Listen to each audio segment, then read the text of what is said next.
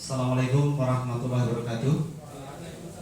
Pemirsa sekalian, perkenalkan saya Sulaiman, Kepala SMA Negeri 1 Karangdowo, akan membagikan praktik baik yang telah kami lakukan, yaitu pemilihan umum ketua OSIS yang kami sebut sebagai PILUS.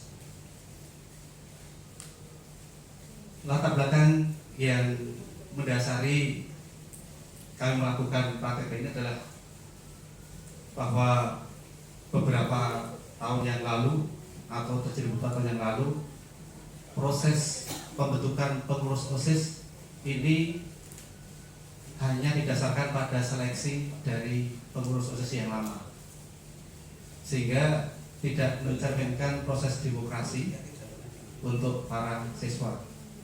Demikian pula untuk kepala sekolah, pembina OSIS atau guru hanya menerima jadi dari hasil seleksi anak-anak itu. Nah, yang terjadi adalah bahwa di sana ada kecenderungan OSIS itu sebagai organisasi yang excellent, yang eksklusif. Semua organisasi ini semuanya harus tunduk kepada OSIS atau takluk sama OSIS atau terus menangan. Nah, yang berikutnya bahwa dengan pelaksanaan itu, pembina OSIS dan guru-guru ini tidak tahu bibit-bibit mana dari siswa ini yang perlu dimunculkan. Nah, proses demokrasi tidak berjalan dengan baik, sehingga aspirasi dari masing-masing kelas tidak bisa diterima. Oleh karena itu, tantangan kami adalah bagaimana bisa melaksanakan pembentukan pengurus OSIS ini dengan demokrasi. Lalu yang kami lakukan adalah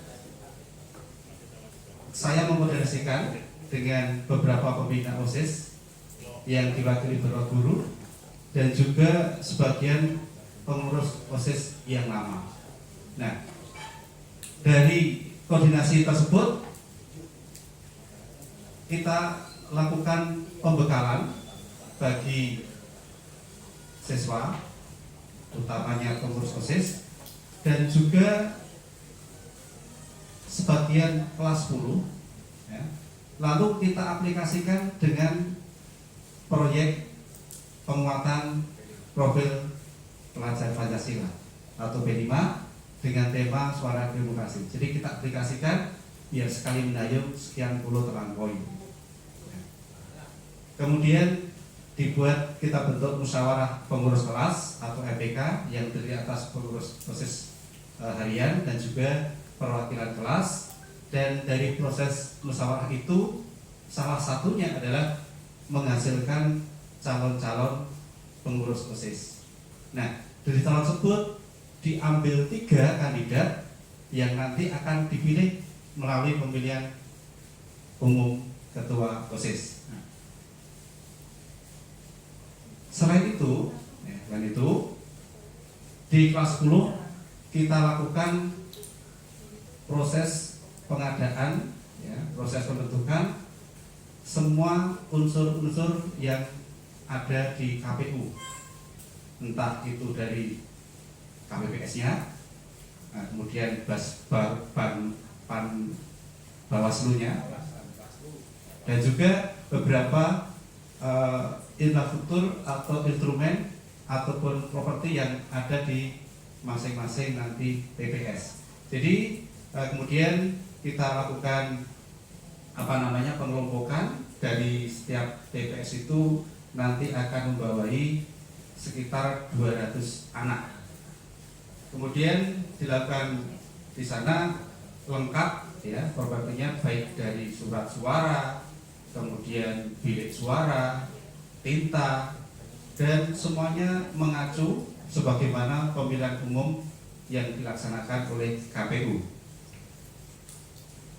Masing-masing TPS ini punya adat sendiri-sendiri yang mereka sepakati, misalnya seragamnya ada yang adat Jawa, ada yang adat kelompok tani, ada yang hitam putih, ada yang batik dan sebagainya sesuai dengan keinginan mereka.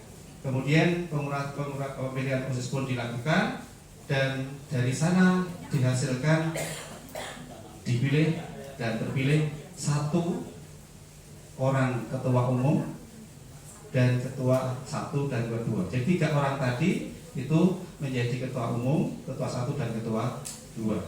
Nah, dari proses itu, dari keputusan yang ada semuanya itu menggunakan sebagaimana yang dilakukan oleh KPU, dan akhirnya dari hasil tersebut disahkan oleh kepala sekolah semua pengurus OSIS yang tadi di MPK sudah ada calon-calon pengurusnya. Nah, hasil yang kita dapat bahwa pemilihan umum ketua OSIS ini telah mencerminkan pembelajaran demokrasi yang ada di sekolah kami, dan menjadikan para siswa ini tahu bahwa dengan tujuan nanti semua bisa dilakukan dengan cara musyawarah. Nah, kegiatan ini kita laksanakan lebih efektif karena bisa melibatkan semua siswa, dan ini mendapat apresiasi juga dari para guru, dari siswa sendiri, dan juga dari orang tua yang dalam ini komite. Dan di peristiwa kegiatan itu diliput juga di Jogja TV yang ditayangkan pada tanggal 27 Agustus 2022 yang lalu. Nah, ini nanti bisa kami kirim link untuk bisa melihat di YouTube-nya.